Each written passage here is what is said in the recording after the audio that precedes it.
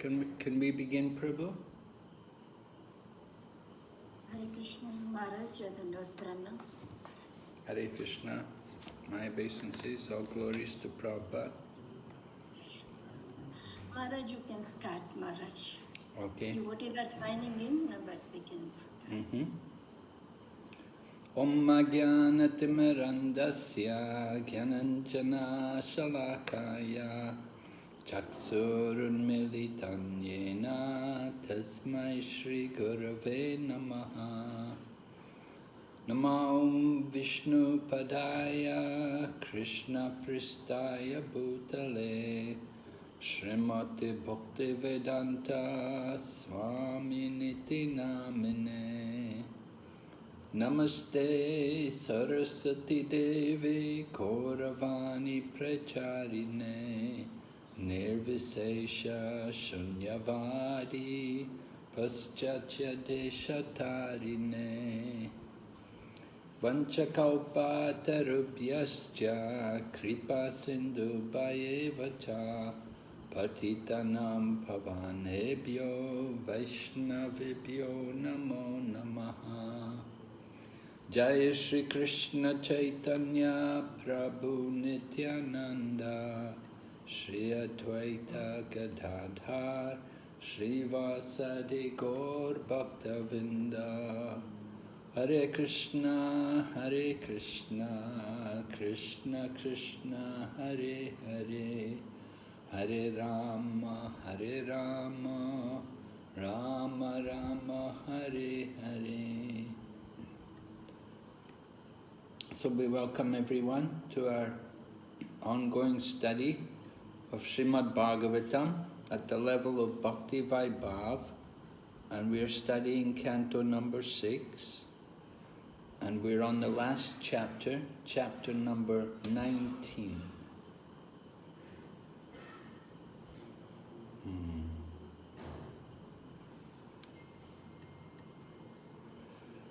Chapter 19, performing the Puṁsavana Ritualistic ceremony.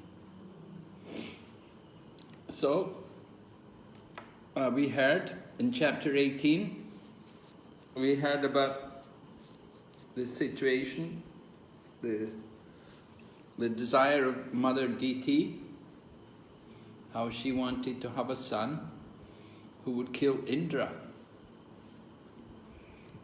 But by the intelligence of her good husband, Kashyap, he engaged her in the process of devotional service. And the result was that she didn't just have one son, but she had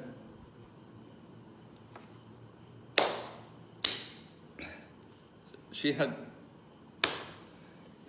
49 sons. And they were not demons who were going to kill Indra, but they were brothers of Indra. They were the Maruts. And they ended up going to the heavenly planets along with King Indra. So this pastime pointed out the power of bhakti, that by engaging someone in devotional service, even though they have material desires, they can be purified. They can be greatly benefited. And we saw that both Indra and Diti benefited by engaging in devotional service. Of course, Indra, he was serving Mother Diti. And Mother Diti, she was engaged in the actual devotional service. But because Indra was serving Diti, who was engaging in devotional service, he also got purification. So at the end of the chapter, the last chapter, chapter 18, we heard from Maharaj Parikshit, or rather Sukadeva Goswami was describing the particular benefits which one gets by performing that vrat.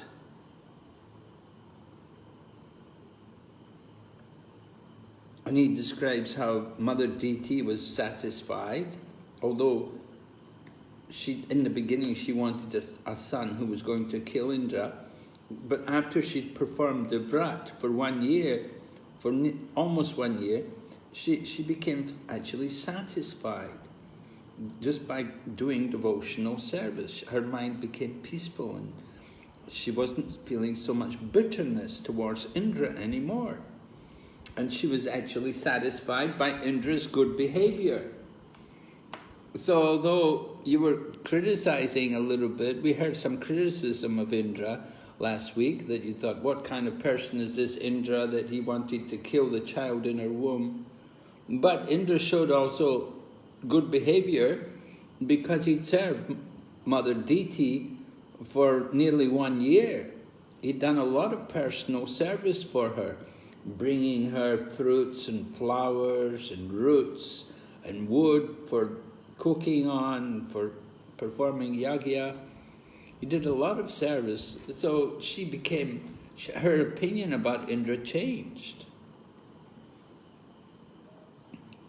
And Indra also, he didn't have any bitterness towards Diti, that he was also respectful towards Mother Diti. And at the end of the chapter, Sukadeva Goswami then says to Maharaj Parikshit, so you can inquire more and I will try to explain more to you.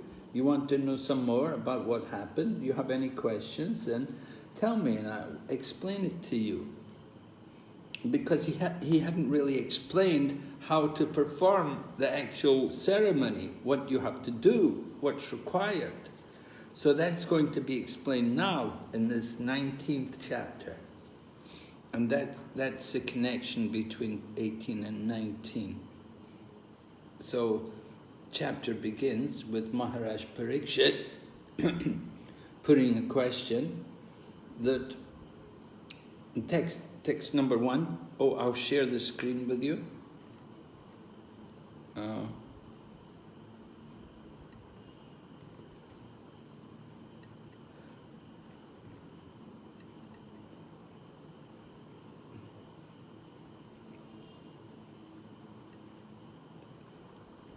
Okay, so text number 1. My dear Lord, you have already spoken about the Puṁsavana vow. Now I want to hear about it in detail, for I understand that by observing this vow, one can please the Supreme Lord Vishnu. So Sukadeva Goswami immediately begins, without hesitation. He's ready to explain what you have to do. Someone wants to have a son. You want to do it this way. It takes 1 year. You get a very, very good son. So the first day on the bright fortnight of the month of Agrahayana, November, December, following the instructions of her husband, a woman should begin this regulative devotional service. So this is Vaidhi Sadhana Bhakti. Right? And you make a vow. Of course, it's only going to be for 1 year, not forever. When we take up Krishna consciousness, we make a vow to chant Hare Krishna and follow regulative principles for life. Not just for 1 year, but this is a particular vow, particular vat for a particular purpose in mind. So, it's mentioned by Sukadeva Goswami, before beginning the worship of Lord Vishnu, the woman should hear the story of how the Maruts were born. Under the instruction of qualified brahmanas, in the morning, she should wash her teeth, bathe, dress herself with white cloth and ornaments, and before taking breakfast, she should worship Lord Vishnu and Lakshmi. And then we're told how to pray. We're given the prayers. Text number 4 continues. My dear Lord, you are full in all opulences, but I do not beg you for opulence I simply offer my respectful obeisances unto you. You are the husband and master of Lakshmi Devi, the goddess of fortune, who has all opulences. Therefore, you are the master of all mystic yoga. I simply offer my obeisances unto you. So this is a very nice prayer. Devotees, we should note how the prayer, it said, I have nothing to beg. I do not beg you for opulence. This should be the mood of devotee. We don't want to go begging to the Lord to ask Him for opulence. If we need it, He will give it. Of course, the Lord Vishnu himself, he has all opulence. He's the husband of the goddess of fortune, Lakshmi. So they have all opulence. It's all in their control. And if he wants, he can give. But why should we want to ask? A devotee doesn't want to take from the Lord, but rather the desire of the devotee is to give. A devotee who is in pure consciousness is happy to want to just serve the Lord. He doesn't want to take benedictions from the Lord. But at the same time, if a devotee needs, Prabhupada says here, whatever a devotee needs will be supplied by the complete Supreme Personality of Godhead. And this is a verse from Bhagavad Gita. Yoga Kshema Vahamyaham. So the pure devotee will not ask anything from the Lord. He simply offers the Lord his obeisances. And the Lord is prepared to accept whatever the devotee can secure to worship him. So then Prabhupada quotes a leaf, a flower, a fruit, water. And Prabhupada said, there's no need to artificially exert oneself, right? There's no need to exert oneself. It is better to be plain and simple and with respectful obeisances offered to the Lord whatever one can secure. The Lord is completely able to bless the devotee with all opulences. Of course, at the same time, if we have the ability to offer more to the Lord, we can offer it. But Prabhupada is stating here, better to be plain and simple, and with respectful obeisances, offer to the Lord whatever one can secure. So if one is able to secure more, then certainly very nice to offer more to the Lord. We don't want to just minimize everything and think, well, why should I give more? And so he doesn't want, he has everything. But according to our ability, whatever is practical. But Prabhupada is saying, plain and simple. But when it comes to temples, in our temples, Prabhupada liked to see the offerings done nicely. When Prabhupada would visit the temple, he would always say, bring me the maha, let me see what's being offered to the deities. And then he would taste it, and then he would comment. And sometimes he would praise it, and sometimes he would condemn. He would say, very poor, what's going? He said, don't you know how to cook? And Prabhupada would chastise the devotees, and he would often go in the kitchen himself and show the devotees how to cook and how to prepare proper offerings for the deities. So Prabhupada was very concerned. I remember also in the UK, in London, when we would arrange a program, this was way back, the beginning of our movement, 1971. Prabhupada came to London and we had programs in civic halls. There was one suburb of London, it's a town hall, quite a big place, and we rented it, had a program. Prabhupada came, gave a lecture, Some people came, mixed crowd, not a lot of people. But we distributed prasadam, and Prabhupada said, let me see what prasadam you're giving. And Prabhupada would taste it, say, oh, very good, yes, very nice. Prabhupada was very concerned like that. What prasadam is being distributed, it should be nicely prepared, it should be proper. So, while he says, keep it plain and simple, at the same time, Prabhupada didn't mind if you did more, if you were able to do more. But it should be something which is regular, which you can maintain. Okay, going ahead, more prayers, how the devotee prays to the Lord. Text number 5. Because you're endowed with causeless mercy, all opulences, all prowess, and all glories, strength, and transcendental qualities, you're the Supreme Personality of Godhead, the Master of everyone. So, of course, this is worship of Lord Vishnu we're hearing about. Lord Vishnu is worshipped with great awe and reverence. The worship of Krishna, Prabhupada told us when we worship Radha and Krishna, we should also worship them in the mood of Lakshmi Narayan. Because the worship of Radha and Krishna is very exalted, very high level. And he said, better that in the beginning you just worship them in the mood of Lakshmi Narayan. And as you become more advanced, then you may come more to the spontaneous level, and you can worship them in the mood of Vrindavan.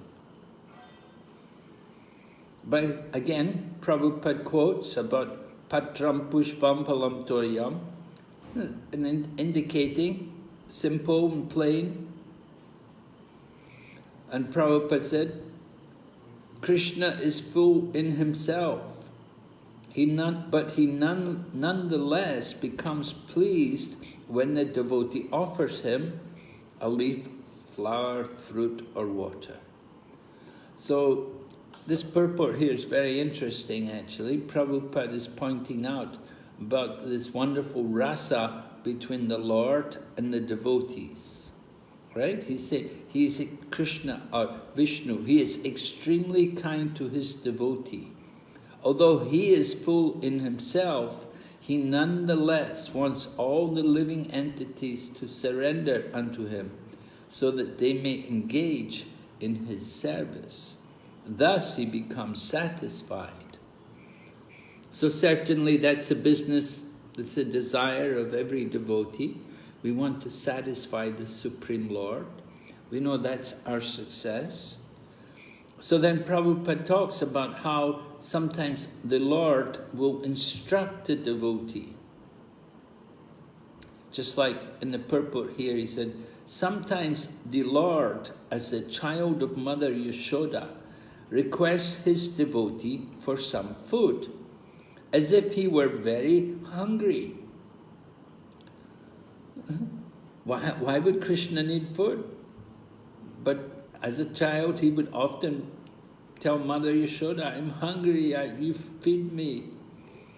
Sometimes he tells his devotee in a dream that his temple and his garden are now very old and that he cannot enjoy them very nicely. So sometimes devotees, some very pure devotees, they may be given dreams like that. The Lord can come in the dream and give them an instruction that if maybe the devotee has some wealth and he wants that devotee to use his wealth to renovate the temple, or maybe he wants the devotee to take care of the garden, temple gardens, temple grounds, they should be taken care of. Prabhupada was very concerned about these kind of things. He wanted to see that the temple properties were well maintained. And he didn't like to see the devotees chopping and changing all the time. If they renovated the temple, he expected them to keep it like that. He didn't expect that 2 years later they'd renovate the temple again. It happened like that one time in Los Angeles, that they'd renovated the temple, gone to a lot of trouble, spent a lot of money and renovated the temple, and then 2 years later they wanted to renovate it again. And Prabhupada was really upset. He said, "What? You just renovated it 2 years back. Why you want to renovate again?" And so taking care of the temple was important, but not that you have to renovate the temple every year, but it should be maintained. Everything should be maintained properly. Not that you have to knock it all down and rebuild it every 2 years. And so gardens also have to be looked after. Prabhupada liked to see the devotees make use of the land to grow flowers to offer to the deities. And if they have gardens, they must keep it nice.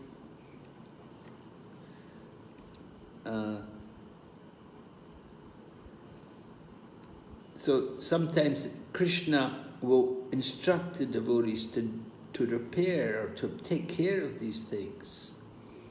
And then Prabhupada gives another example. He says, sometimes he's buried in the earth, as if unable to come out. Right? Can you think of an example? The Lord was buried in the earth and unable to come out? Gopalji by Madhavendra Puri. Right, yes.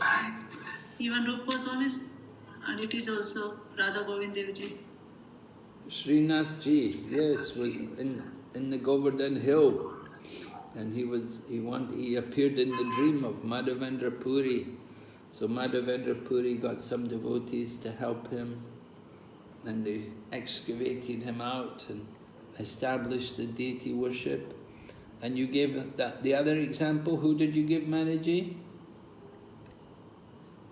Hare Krishna Maharaj, Dharpana, Govind Devji, Rupa Goswami's deities. Yes, what's the story? What's the story about Radha Govinda? Where were they? He came in the dream that there is one place, there is one cow is milking, something like that. Not properly remember. Okay, I'm not very clear also. It's not very well documented. But one cow is milking there at one place, and he searched, and there he got deities, Radha Govind Devji. Okay. Only Govind Devji, not Radha. Only Govind Devji. Radha came, their pastime is another. Okay, so anyway, the point is, the Lord, although the Lord is complete in himself and he can do everything, but still he requests his devotees to rescue him. So the Lord is asking, he's giving the devotee that direction that he wants the devotee to do service for him. Right? Reading from Prabhupada's purport, sometimes he requests his devotee, to preach his glories all over the world, although he alone is quite competent to perform this task. So this is a very special purport which Prabhupada is giving, and he's revealing some of his own realizations. You know, Krishna personally instructed him in his dream. Rather, you could say Rupa Goswami personally instructed him to go to the West and to write his books and to preach. You know, he's saying Krishna could have done it himself, but he instructs his devotee. He wants his devotee to get the credit. Even though the Supreme Personality of Godhead is endowed with all possessions and is self-sufficient, he depends on his devotees. Oh, so this is the special mercy of Lord Krishna, that he depends on the mercy of his devotees. He doesn't need to do, he could do everything himself, but he gives the devotee the chance to do service for him. Therefore, the relationship of the Lord with his devotee is extremely confidential.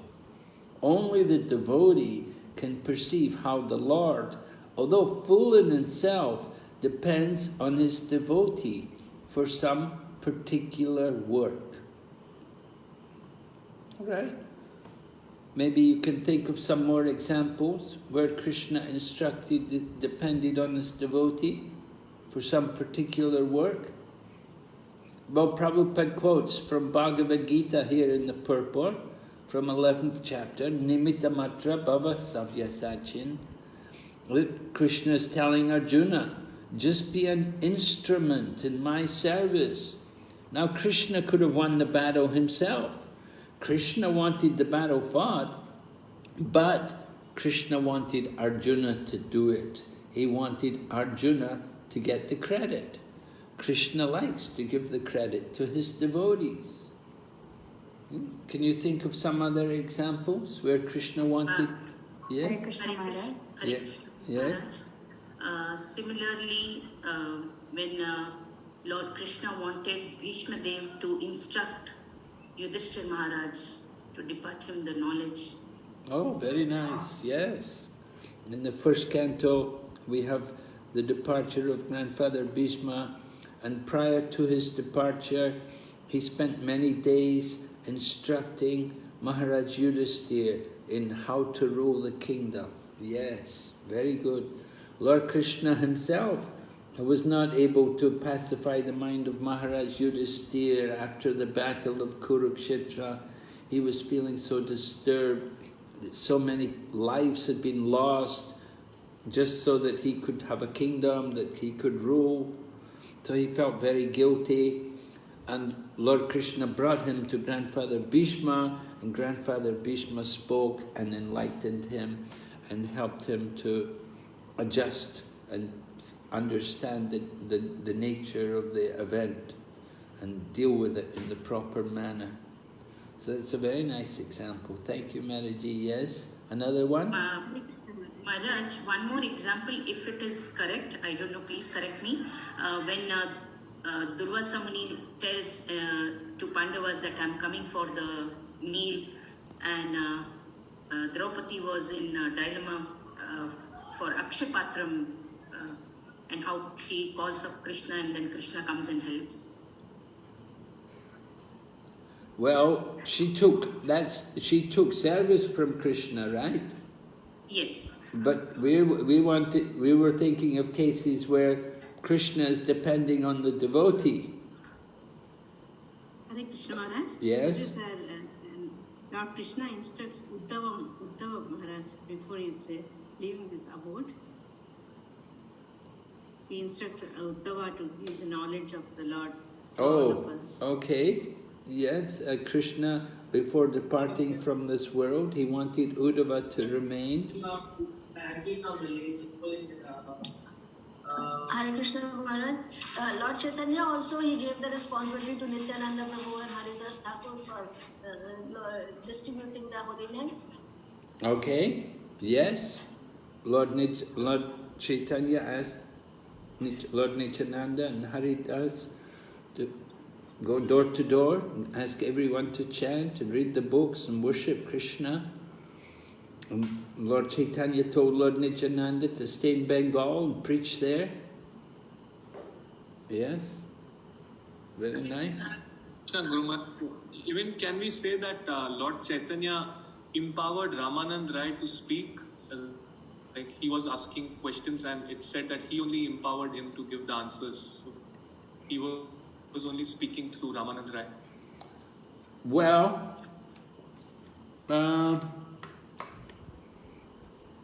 we could say that's also the humility of Ramananda Rai, that he felt that Lord Chaitanya was speaking through him. But it's an interesting example, yeah. It is like, just as Krishna told Arjuna, be an instrument in my service, so Ramananda Rai was an instrument in the service of Lord Chaitanya. Of course, Lord Chaitanya knew everything, but still he took the time, he put the questions to Ramananda Rai so that he could hear all the topics of Krishna explained by Ramananda Rai. Yes, interesting example. Yes. Anything else? Very good. Hare Krishna Maharaj. Even Madan Mohanji told Sanatana Goswami, I want to eat not soup, dry chapati. That is also, I don't know. Yes, it certainly happened like that, that Madan Mohan was not so happy with the dried bread which Sanatan was offering to him, and there was no salt. But the Lord had to accept. Right? The Lord had, the Sanatan said, well, I don't have any more, I don't have anything else to give you, so please kindly accept. So the Lord was required to accept like that. Yeah, the Lord actually wanted a better offering. He would have preferred, because originally he was staying in the home of another Brahmin, and they were feeding him nice offerings, but when he went with Sanatan, then the offerings became very, very simple, and just simply some dry bread or baked bread, whatever he could make with some wheat which he found. So Madan Mohan complained that, don't you even have salt? And Sanatan said, no, I'm sorry, what can I do? But Madan Mohan accepted because of the pure love of Sanatan. So that's not a very clear example of the devotee serving Krishna.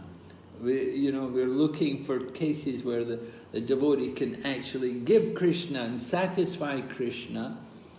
Of course, there was a pastime. Madan Mohan was satisfied with the pure love of Sanatan. Hare Krishna Maharaj. Yes, Prabhu.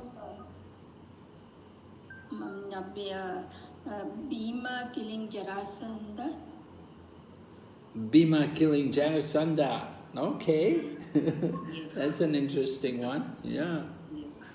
The Lord Krishna brought Bhima and Arjuna with him to Jarasandha, and Jarasandha wouldn't fight with Krishna or Arjuna, but he chose to fight with Bhima. He thought Bhima will give me a good fight. But then it was Lord Krishna who had to show Bhima how to defeat him. Right? Bhima he wouldn't have been able to defeat Jarasandha without the instructions from Lord Krishna. Lord Krishna knew the story about Jarasandha, how he'd been joined by the witch Jara. So there was help there coming from Krishna. So that was Krishna helping his devotee. But we're talking about the devotee giving to Krishna, doing for Krishna. Yeah? Hare Krishna Maharaj.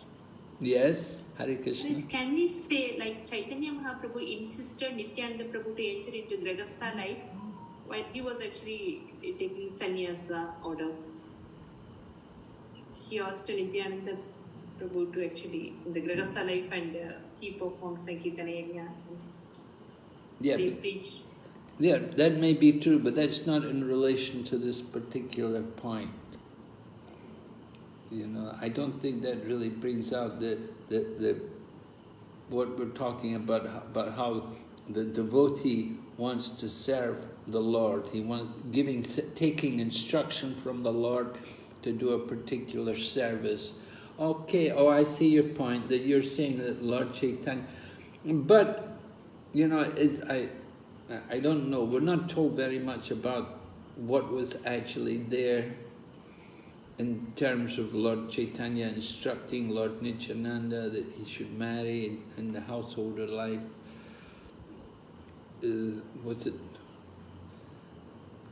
It's not something which is talked about very much. I'm not very clear about it.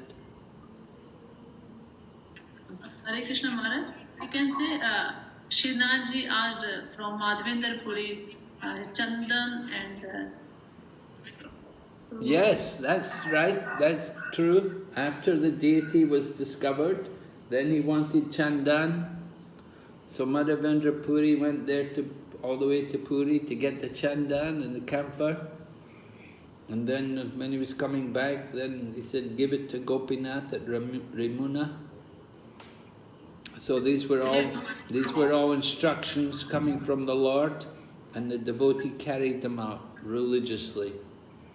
Hare Krishna Maharaj, in this connection, can we add Kecha Gopinath's pastime also? Yes, well, that's Krishna serving the devotee. Krishna stole the sweet rice for his devotee, but we're talking about the devotee giving service to the Lord. Yeah, right. You could say, well, Madhavendra Puri is going to learn how to make the sweet rice, and then he'll go back and make it for Srinathji or Gopal in Govardhan at that time. Okay, so many examples are there, and Prabhupada talks about his own particular, how Krishna told him about, he wanted the books written, he wanted the preaching done. But Krishna could have done it himself, but Krishna inspired from the heart.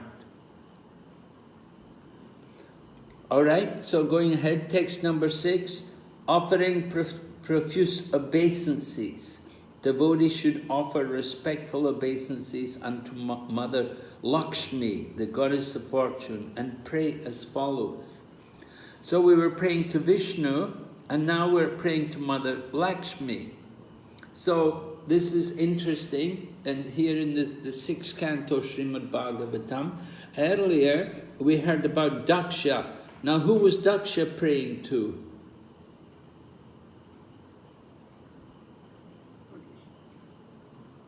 Who did Daksha pray to? Call me again, I can pick it up on my computer. This is Brahma. Sorry? Who did he pray to? Brahmaji? No, not exactly. Well, who did Chitraketu pray to? Who did he worship? Sankarshan? Sankarsana Maharaj. Yes? Lord Sankarsana. Yes, Lord Sankarsana. And how does he pray to Lord Sankarsana? And what for? Lord Sankarsana is like the super soul. Right? It's like the super soul. And Daksha also, his prayers are also offered to the super soul. They're just offered to the Lord. There's no potency there.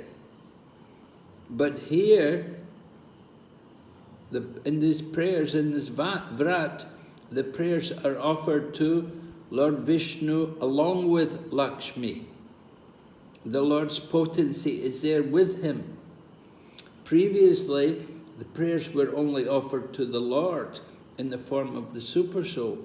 But here, we've got praying to Lord Vishnu and now to Lakshmi.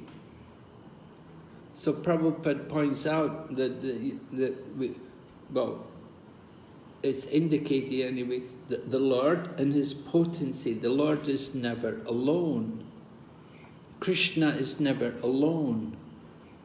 You know, some people, they have these paintings of Krishna and they put a light coming out from his face. They have the beautiful picture of Krishna, so attractive face.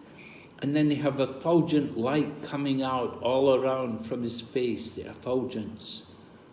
And Prabhupada said, oh, these kind of paintings, this is influenced by impersonalism. Prabhupada liked to see Lord Krishna along with his potency. He should never be alone. Krishna with Balaram, or Krishna with Mother Yashoda, or Radha Krishna, but not just simply Krishna. And we see also like that, Shiva, Lord Shiva is worshipped along with Mother Parvati. They're always together. Lord Rama is always with Mother Sita. So here we have the worship of Vishnu, and he's also with Mother Lakshmi. Chaitanya Mahaprabhu is also, we have Gaur Nitai or Gaur Gadadhar, like that. So the Lord is not alone. So here we have the prayers offered to the Goddess of Fortune, Mother Lakshmi. She's described, O internal energy of Lord Vishnu, you are as good as Lord Vishnu himself, for you have all of his qualities and opulences. So the devotees praying to Mother Lakshmi in this way. And this is very important for us to understand how to regard Mother Lakshmi. At the end of the purport, Prabhupada mentions, one cannot keep Lakshmi in one's home without Lord Vishnu. To think that one can do so is very dangerous. To keep Lakshmi, or the riches of the Lord, without the service of the Lord, is always dangerous. For then Lakshmi becomes the illusory energy. With Lord Vishnu, however, Lakshmi is the spiritual energy.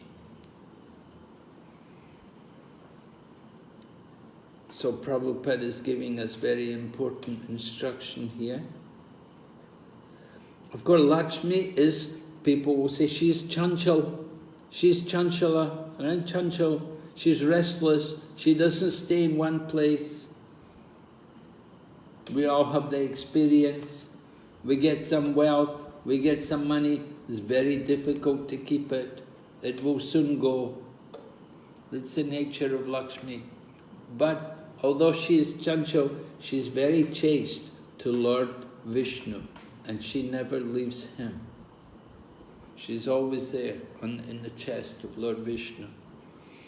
So Prabhupada says, you must always worship Lord Vishnu.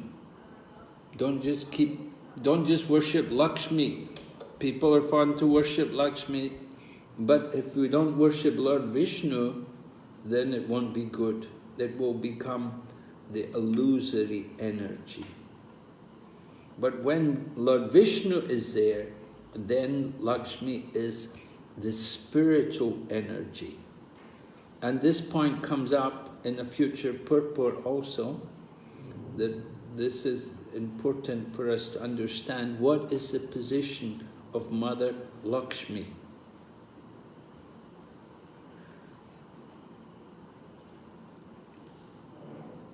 Okay, so going ahead, text number 7, praying again to Vishnu, that he's full in 6 opulences, the husband of Lakshmi, you're accompanied by many associates, I offer all my paraphernalia. And this is an important verse, text number 7. Prabhupada talks about it, how this verse is used in deity worship. Anyone engaged in deity worship should chant this mantra as quoted above. Om Namo Bhagavate Mahapurushaya. Beginning like that, right? It's not a long mantra, but an important mantra which is often used in the deity worship.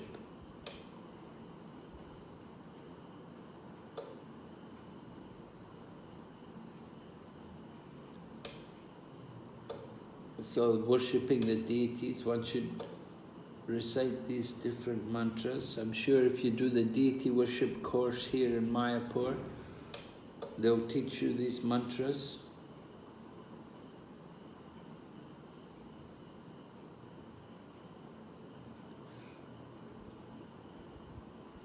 Then after, when you worship the deity, you offer all different paraphernalia. So this is, to do the vrat, you have to do this every day, worship the deity with great attention, with all paraphernalia, water to wash his feet, hands and mouth, water for his bath. One must offer him various presentations for his worship, nice garments, a sacred thread, ornaments, scents, flowers, incense and lamps. Right? If you do deity worship, these are the different items which you're supposed to offer in the course of the worship. So worship the Lord with all the paraphernalia and then chant the following mantra while offering 12 oblations of ghee on the sacred fire.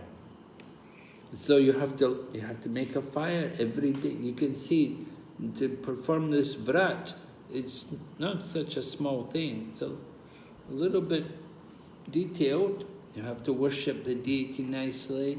You also have to have a sacred fire, offer 12 oblations, Om Namo Bhagavate Mahapurushaya Mahavibhuti Pataye Swaha, like that, 12 times. Not 12 times, not a lot. You have to do it every day. You do it every day, you become proficient, you can do it in no time. And sacred fire, just like in the Gurukula, over here in Mayapur, in the Gurukula, traditional Gurukula, they have the fire, they keep the fire burning. And so every morning they do the yagya, every evening they do it again also. And the Gurukula students, they're all trained to do these yagya. Daily thing, every day.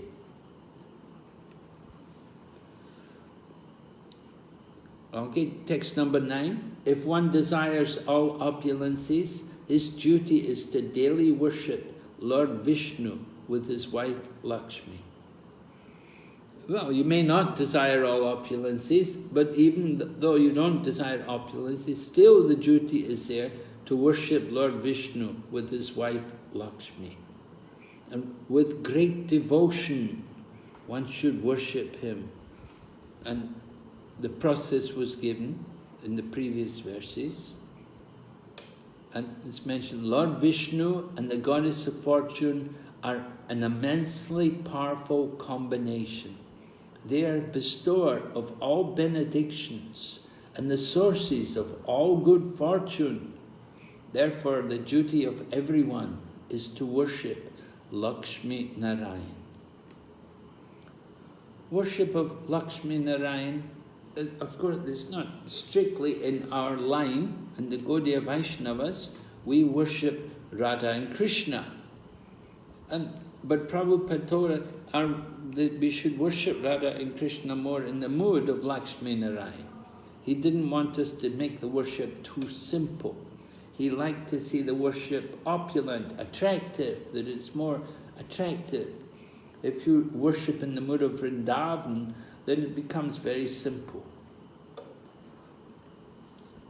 Prabhupada liked to see the deities worshipped very nicely. He liked to see nice dresses. He was very particular about these things. He wanted to see everything done very nicely. And we do see ISKCON temples generally have a good reputation for a very high standard of deity worship. Particularly in the Shringar, the dresses which they offer to the deities. They're very beautiful and elaborately decorated.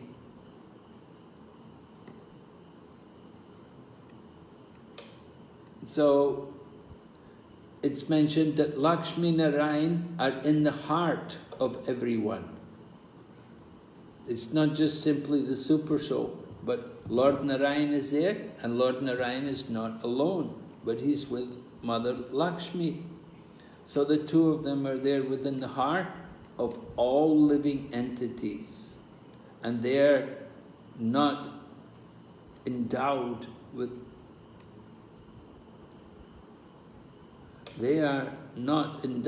the opulence of Lord Vishnu.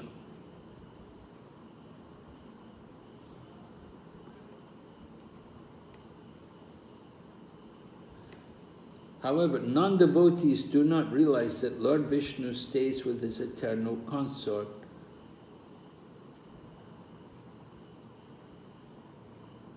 Lakshmi, within the heart of all living entities.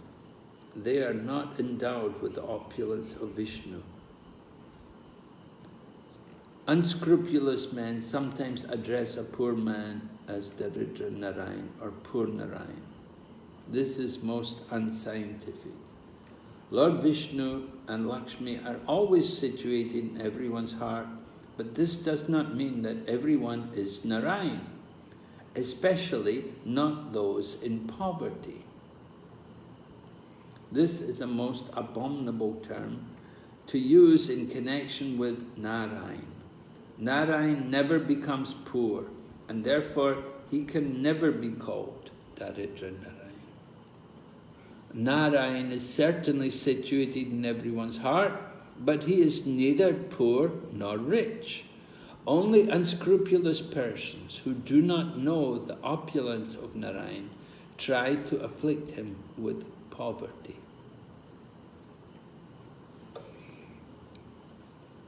So we have to understand the transcendental position of Lord Narayan, that he is not, we cannot judge in terms of material circumstances. Of course, all the opulences they are his. He has nothing to possess. It's all his. Material life, we're all busy trying to get more because we don't possess anything. But for Lord Narayan, everything is his. So he doesn't have to worry to endeavor to get things. So the mood in offering this vrat, we can see more, text number 10, the importance of humility. There has to be this genuine humility in worshipping the Lord. Offering obeisances, falling on the ground like a rod, and then chanting the mantra 10 times. Then one should chant the following prayer. So like this, one has to worship the Lord.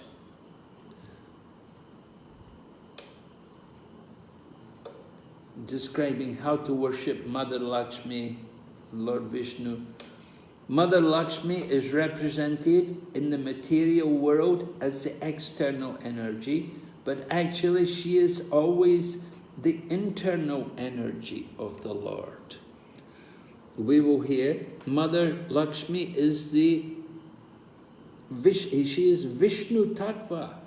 She is not just Jiva Tattva. She is not just a Jiva. She is Vishnu Tattva. She is the Shakti of the Lord. She is Mahamaya. Maya means Shakti. So she is the Mahashakti of the Lord. And as stated here in this text, Mother Lakshmi is extremely difficult to understand because she is so powerful that the jurisdiction of her power is difficult to overcome.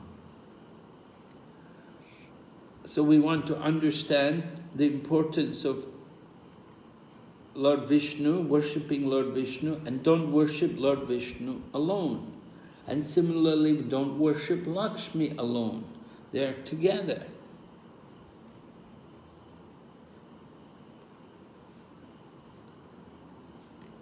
Then going ahead, text number 12, describe about the position of the Lord, that he is sacrifice personified. And Lakshmi is the embodiment of spiritual activities, the original form of worship offered unto the Lord, whereas you are the enjoyer of all sacrifices. So Krishna Maharaj. yes? Sorry for interruption. Maharaj, can you please explain, I just want to understand how we are considering Mother Lakshmi as the external energy of the Lord. Generally, we're thinking Lakshmi is a jiva. People are thinking like that. In fact, even Madhvacharya, in Madhva Sampradaya, they think of Lakshmi like that, as being jiva tattva. They don't think of her as being Vishnu tattva. They see her in a different way. They see her that she's a jiva, a living entity, who is engaged in the service of the Lord. So, we don't accept this statement. And you'll see it later on, there's another verse with a purport, and Prabhupada quotes the statements given by Baladeva Vidyabhusan that Lakshmi is not the material energy, she's not Jiva Tattva, that she's Vishnu Tattva. But people are thinking, well, Lakshmi's, they're thinking wealth, and they're thinking this wealth is material. They're not thinking of it in relation to Lord Vishnu. But we don't think of Lakshmi like that, or at least we shouldn't. We should understand this Lakshmi is Lord Vishnu's property, right? When Ravan took Mother Sita away from Lord Ram was very angry. Lord Rama looked across the ocean and the water began to became hot, and all the fish were dying because Lord Rama was so angry that this Ravan had taken Mother Sita away. So Mother Sita, she is the personification of the goddess of fortune, Lakshmi. And so she belongs to the Supreme Lord. It's the nature of Ravan-like people. They want to take Lakshmi away from Lord Vishnu. They think it's material. They don't understand the spiritual position of Mother Lakshmi. So this is offense. They're thinking they're thinking Lakshmi to be material. They're thinking she's Jiva Tattva. They're thinking Lakshmi is just for my enjoyment. All the Ravan-like people, they want to get the wealth. They want to take Sita away from Ram. That's the mood. You understand? Yes, Maharaj. So even the devotees in Sri Parampara thinks Mother Lakshmi as Jiva Tattva? And I don't know about the Sri Vaishnavas. I don't know what their opinion is, but it's mentioned. Huh? Hare Krishna Maharaj. No Maharaj, he's a spiritual platform only. Okay. Yeah. Eternal Mother.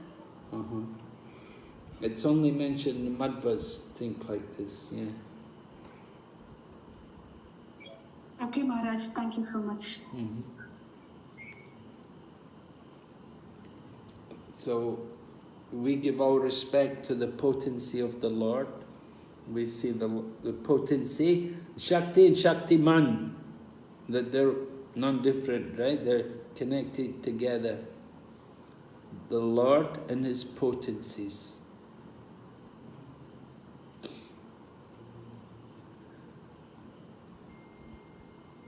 Okay, so then here we go. This next text number 13. It's mentioned there about the nature of Mother Lakshmi.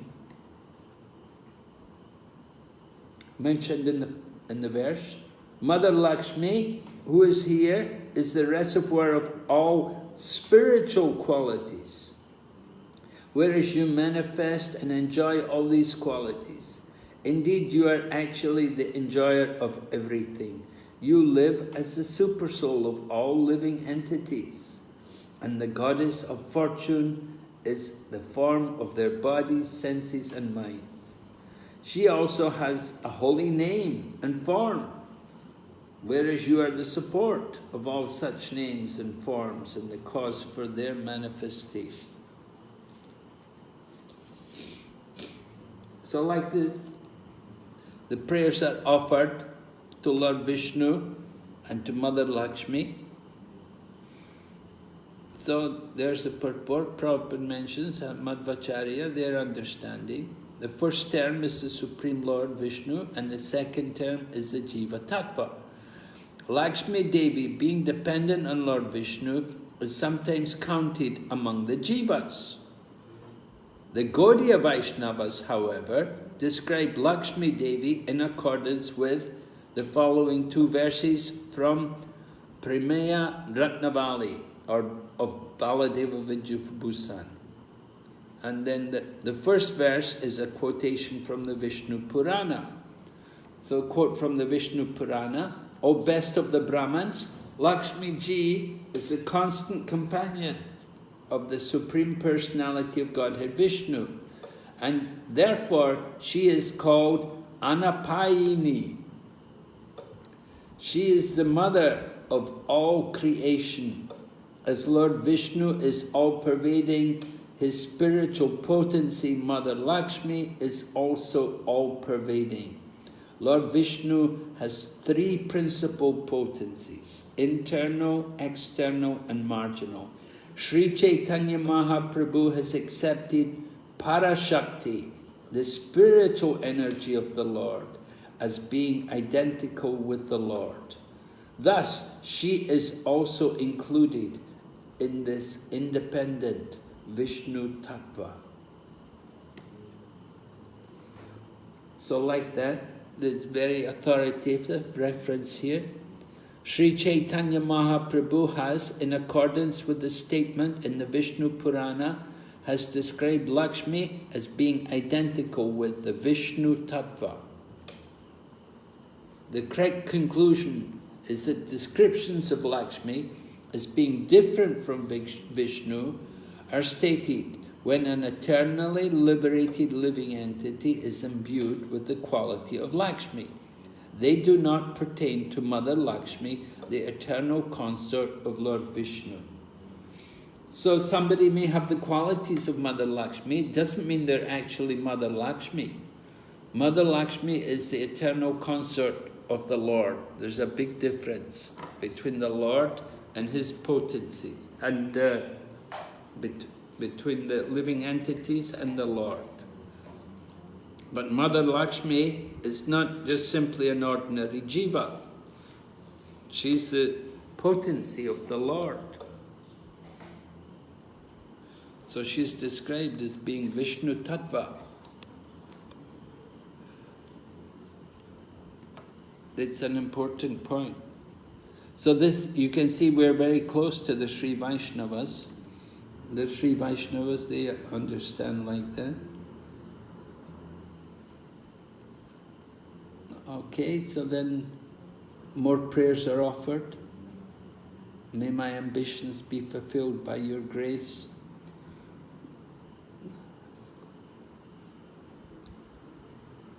So then text 15, Sukadeva Goswami is now speaking, he's describing, thus one should worship Lord Vishnu, who is known as Srinivasa, along with Mother Lakshmi, the goddess of fortune, by offering prayers according to the process mentioned above.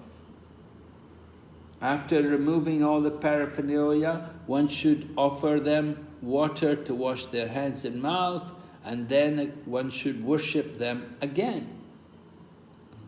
Then with devotion and humility, offer prayers to the Lord and Mother Lakshmi. Then one should smell the remnants of the food offered, and then again worship the Lord and Lakshmi Ji. So you can see, it's an elaborate vow, and to follow this vow, it will take a lot of devotion. You have to be devoted, you have to be willing to... But just like once you become familiar, then it can be done. It won't take so much time. But it's worshipping the Lord is one of the 9 angas of devotional service.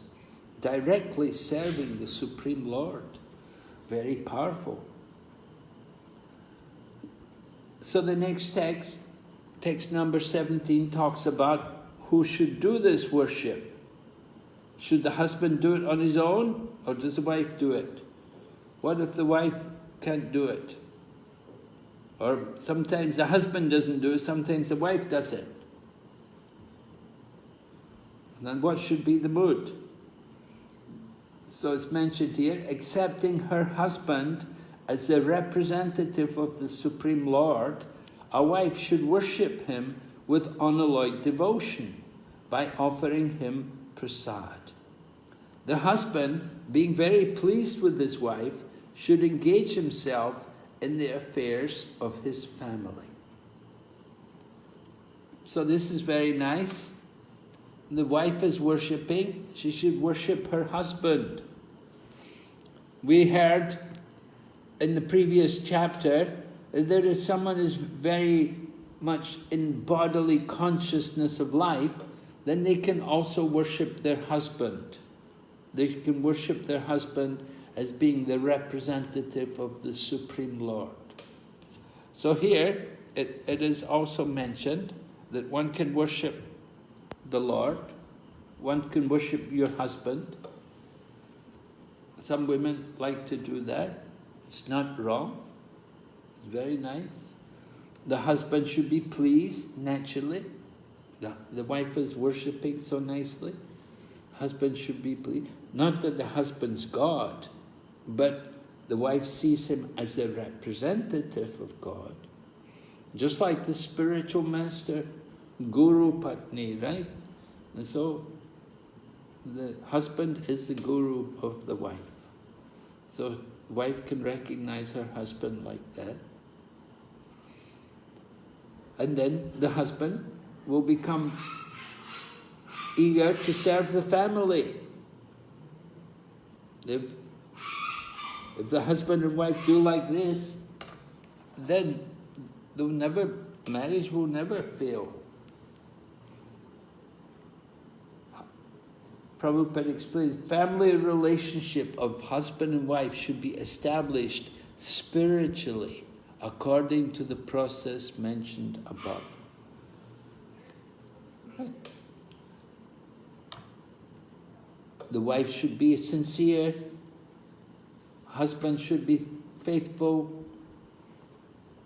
they have to cooperate together.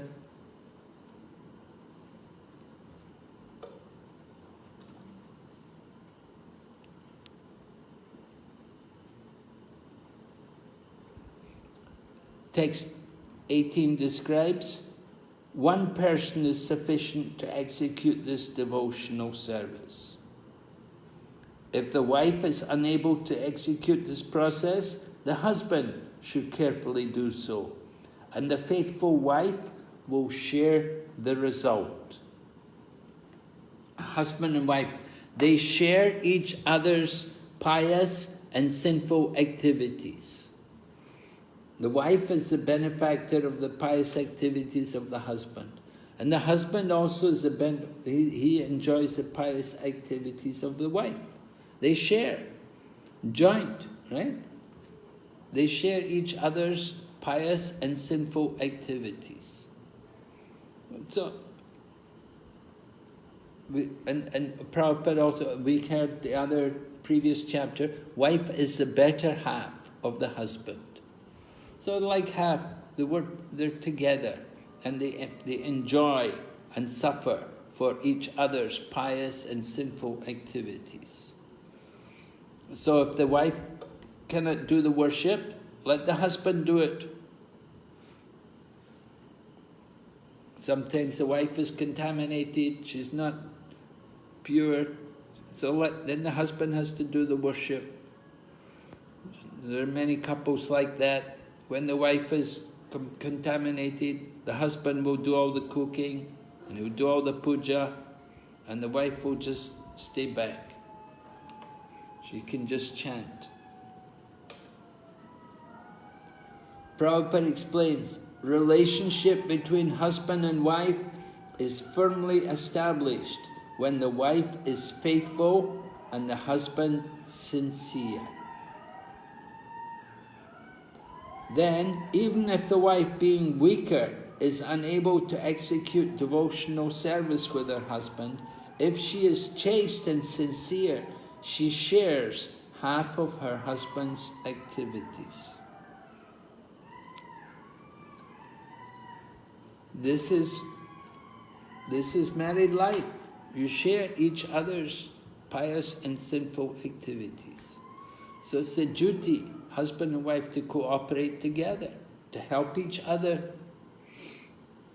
When Prabhupada would see couples married in Krishna consciousness, he would tell them, now you should be able to do twice as much service. Now you're a couple, you're united, now you can do twice as much service. Not that we think now we're married we do less. Prabhupada said you have to do twice what you used to do, because you're two, so you can do more.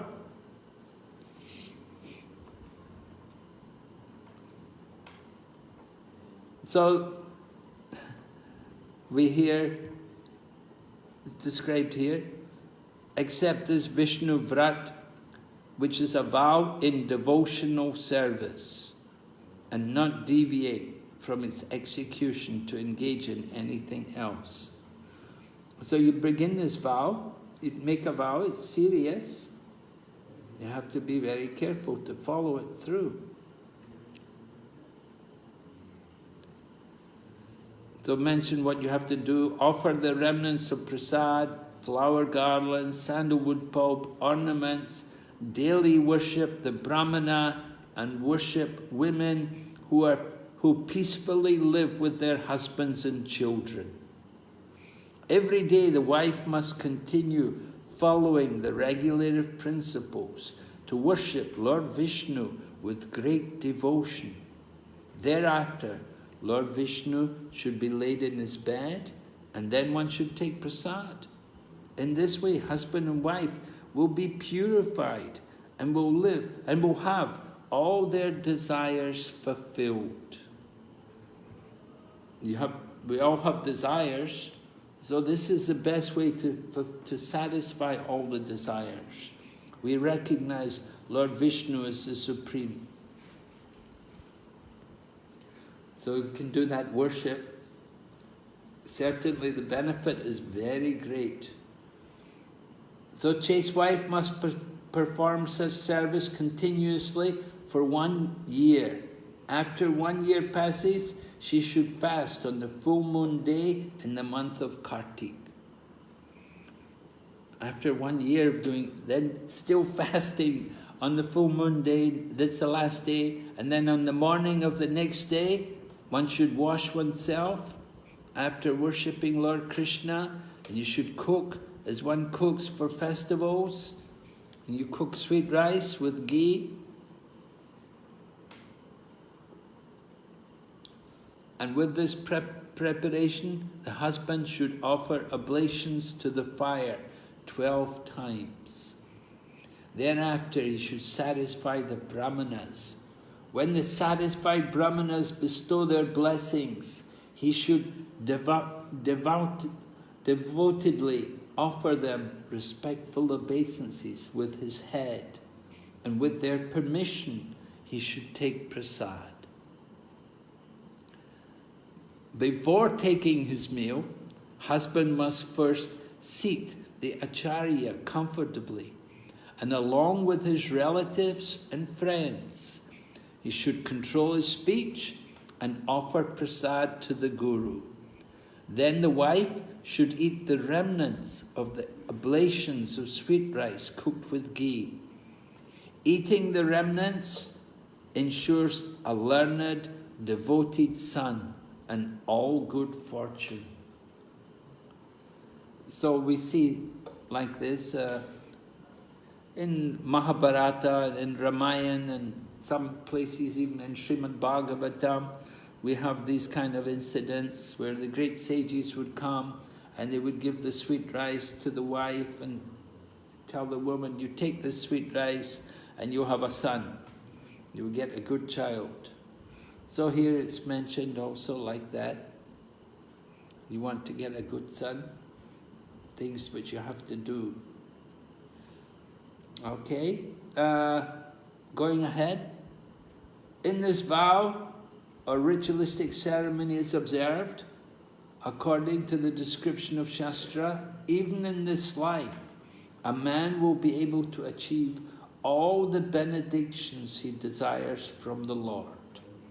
A wife who performs this ritualistic ceremony will surely receive good fortune, opulence, sons, a long-living husband, a good reputation, and a good home. We can get everything from this worship. You just have to spend 1 year and do it very carefully. As recommended in this verse, a woman will receive all these desirable benedictions, and a man will also be able to receive all benedictions from the Supreme Personality of Godhead. Thus, by performing this particular type of vrat, a man and a woman in Krishna consciousness will be happy in this material world. And because of being Krishna conscious, they will be promoted to the spiritual world. We can understand it's not a very easy thing to follow. To do a vrat like this for a period of 1 year will take a lot of concentration, a lot of determination. We know, we find ourselves, we see devotees, how difficult it is for them sometimes to follow strictly the program, to come to the morning program and to chant 16 rounds every day. But certainly, if you do all these things, if we follow our 4 regulative principles, if you have a little morning program, you worship the deities, worship Tulsi, worship the Acharya, and then we offer the food to the deity and take prasad. If we're doing all our Krishna conscious program is not so different from the vow which is mentioned here in this chapter of Srimad Bhagavatam. And we do see that devotees who strictly follow, they do get all opulences. They're very much happy and satisfied in Krishna consciousness, that their lives are taken care of. And we can be sure that they will also go back to Godhead at the end of life. They're going to get perfection.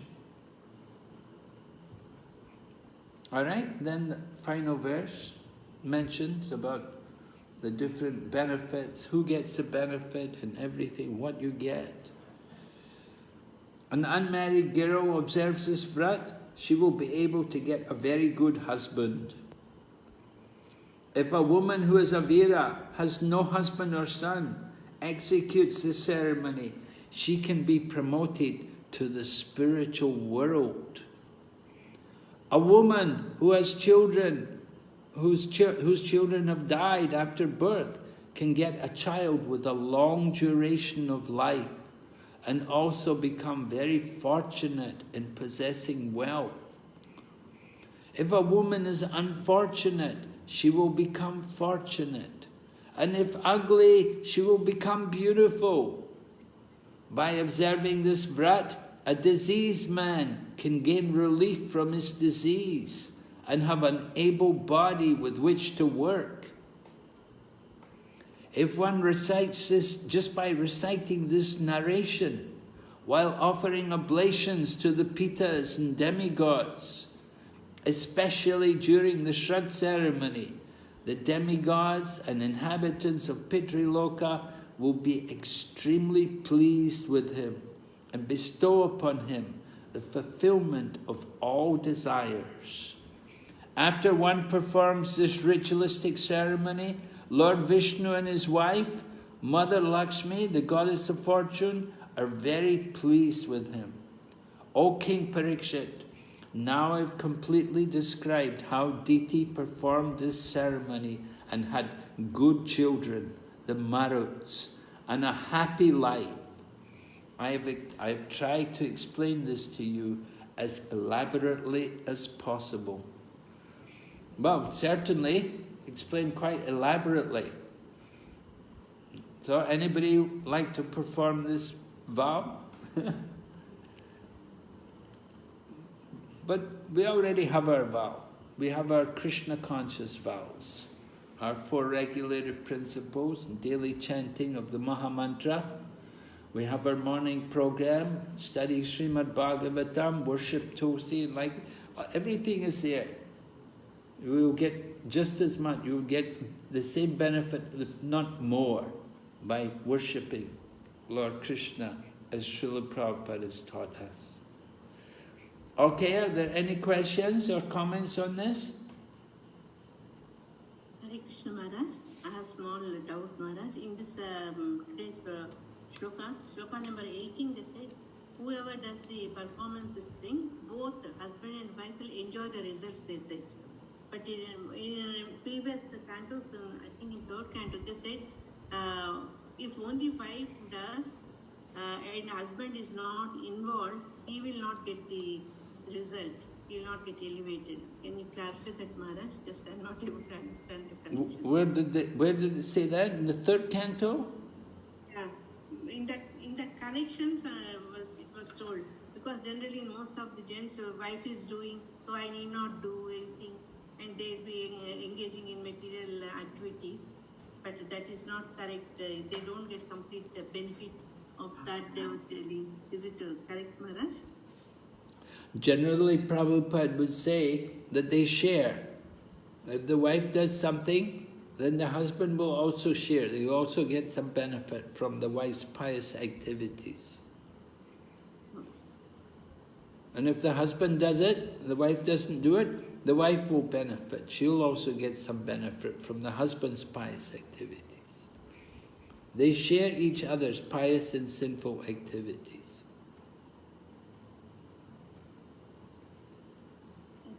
Prabhupada told us like that certainly it's indicated like that here. I don't know where you saw this in the 3rd canto. Can you give me the place? No, Maharaj. In that connection, we were discussing that in 3rd canto, and it's Kardama Muni and Devati, they married at that time. What is the duties of wife and all, when we discussing, this topic came up. Well, sometimes husband, yeah. Yes, sometimes husband, yeah. Sometimes husband what? They will not involve in any devotional activities. They think that wife is doing, so I need not do. That's right. Yeah. But their duty is to serve the family.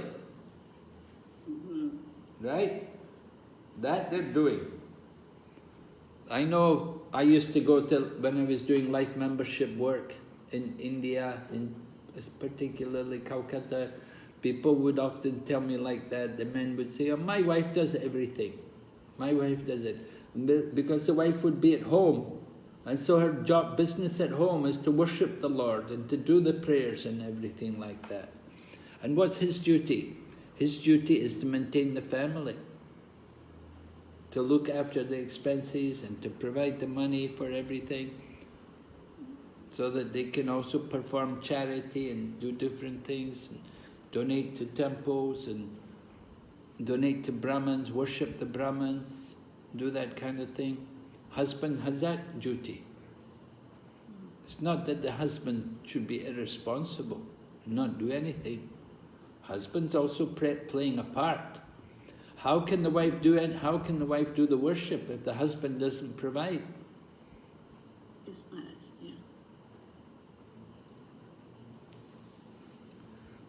So that's, you know, that's part of the marriage ceremony. Yes. Hare Krishna Maharaj, I was just thinking, Chitraketu, Angira Rishi, he could have advised Chitraketu and his wife to observe for his Kritajiti, to observe this Puṁsavana, so that even they will become Krishna conscious also. and they would have got son. Could you say this again? Who should advise? Angira should have advised?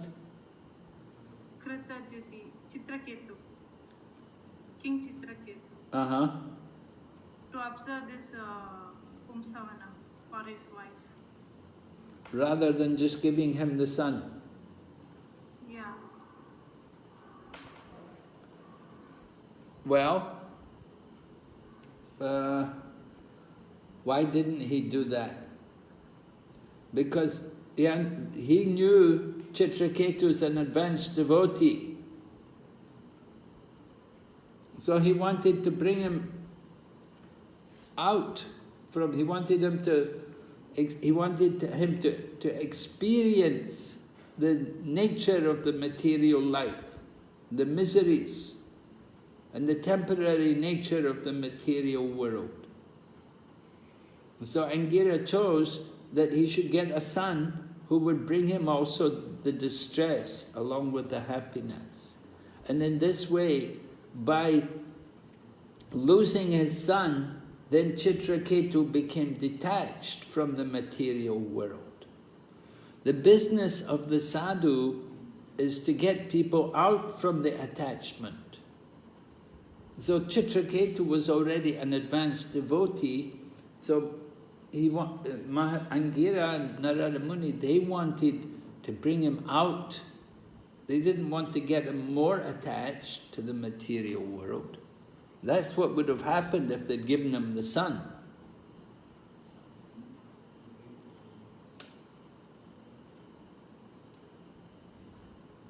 Thank you, Maharaj. If they'd had all of his wives, his millions of wives, all doing this vow for 1 year, then it may have ended up with so many sons, it would become completely entangled in family life and would never have got out the material world. But the business of the sadhu is to awaken the spiritual consciousness of people, not just to satisfy their material needs. That's not the business of a sadhu like Narada Muni, right? Narada Muni, they're preaching Bhagavad Dharma, and Bhagavad Dharma is a parallel track with Vairagya Vidya. So they want to awaken the Vairagya along with the Vidya. They don't want to just satisfy their material desires. That is not the business of the sadhu. The real sadhu, their business is to cut the attachment to the material world, to take that away. Right? Krishna says, when I am very merciful to someone, I take everything away. This is the business of the sadhu.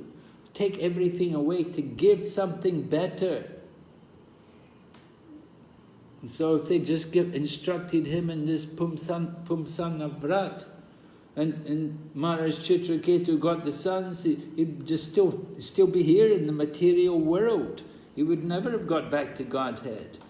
But Narada Muni wants to get him out of the material world. He wants to get him back to Godhead. So it's an important point you brought up. We have to understand what is the real mercy of the sadhu, of the devotees like Narada Muni and Angira.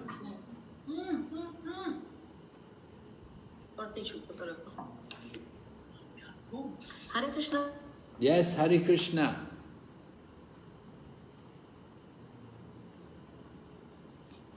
I wanted to understand a little more clearly. Bhagavatam is Nirmatsaranam Satam, it is Amala Purana. So it talks about only the pure devotional service. But we see so many people in the Bhagavatam have worshipped the Lord with various different material desires. Yes. So how do we understand that? Because generally it is said that this Purana is not talking about any dharma, artha, kama, moksha, only the pure devotional service. But lot of devotees have worshipped Krishna in this Bhagavatam also with various material desires. Yes, but we see that those who worship Krishna, even they had material desires, they became purified. They made some advancement. They developed a better nature, better qualities. They made some progress. So that's an inducement for the people who have material desires, that if they will take up devotional service, they can become a better person. They maybe not be ready for pure devotion, but they can greatly improve. They can become much better than they were. Indra never became pure devotee, Maharaj. So many things he did, so many times he got lessons, but he never became pure devotee. He's a mixed devotee. He's a devotee. He's a mixed devotee. Yeah, he has some material desires. He has some attachments. But he's obedient to the Lord. And we see after he lifted up Govardhan Hill, he became very humble. And he came and offered prayers. And even after he had offered prayers, then he went to Surabhi Kunj, because he knew he'd done wrong. And he went to Surabhi Kunj. If you come on Navadvip Parikrama, actually just today we went there to Surabhi Kunj, where Indra had come after he had offended Lord Krishna. He'd come there and he'd chanted the holy name.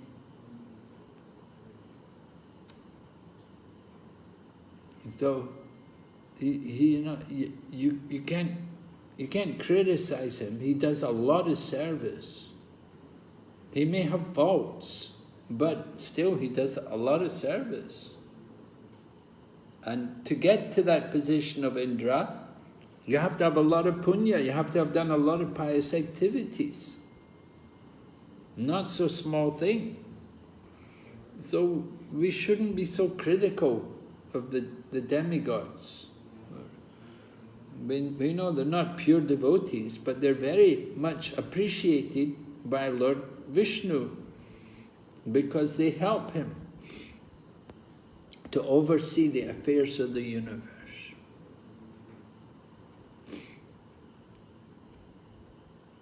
So whenever there's difficulties, then they have to go to Lord Vishnu and report. And they have to go and tell him. Sometimes the Lord has to come and help them.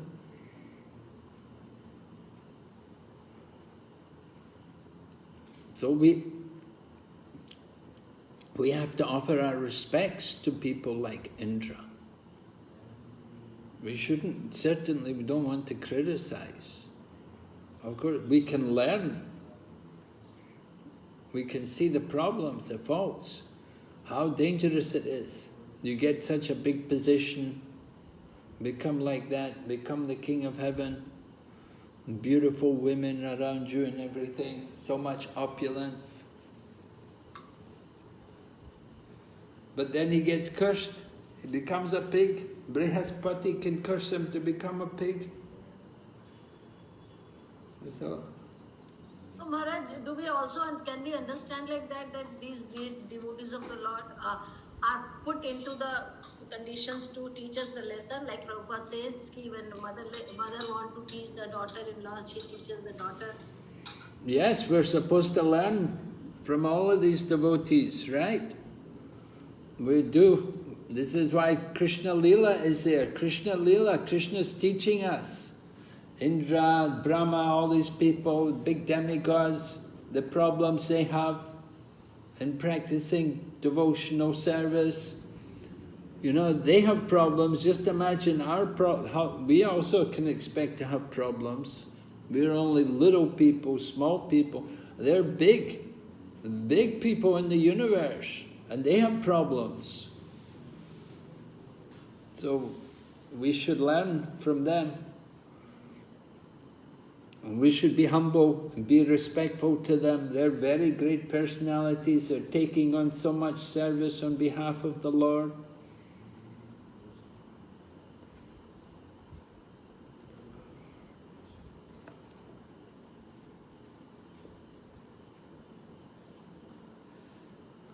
So offering respects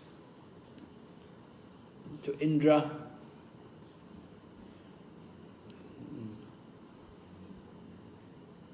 certainly we know they have faults, but that's instructive for us. As you say, we have to learn from these faults. Be very careful ourselves not to commit not to become proud. We saw Maharaj Chitraketu. Maharaj Chitraketu, why did he become proud? Right? Lord Vishnu wanted to correct his pride. Why was Maharaj Chitraketu proud? What was the cause of his pride? Hare Krishna Maharaj. Yes. Because he was a devotee of the Lord, that he was proud. Yes, but there was something which particularly happened that made him more proud.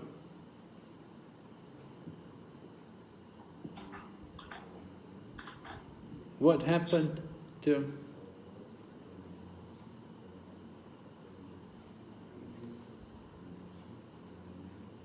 Anybody remember? He thought that he can correct Lord Shiva because Lord Shiva is in this position, and he thought that he should correct him. Yeah, but why did he become proud? He thought he could correct him. What was it that made him proud? Perhaps because he had darshan of Shankar.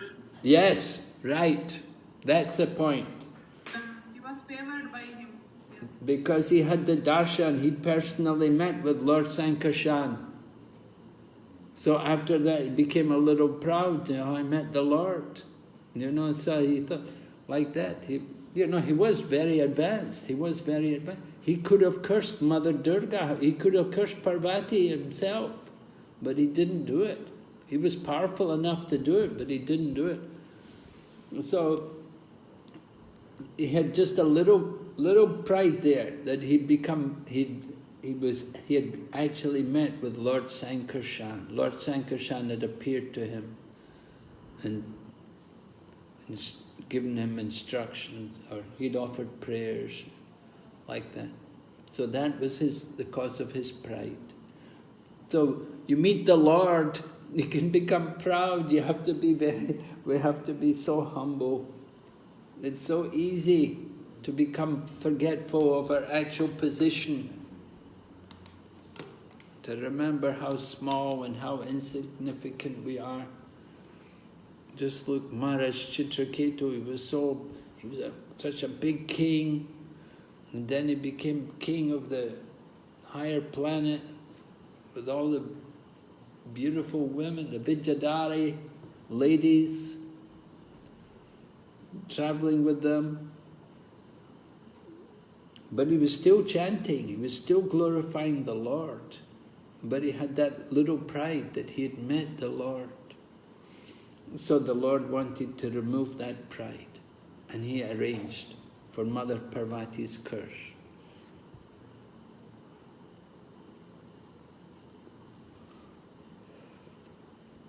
All right, any other points? So we have finished then the 6th canto, and this is the completion of your Bhakti Vaibhava. So we can congratulate all of you. Are you going to go on and do Bhakti Vedanta? Maharaj, we have left with one more unit, which is unit number 25, Vedic Cosmology.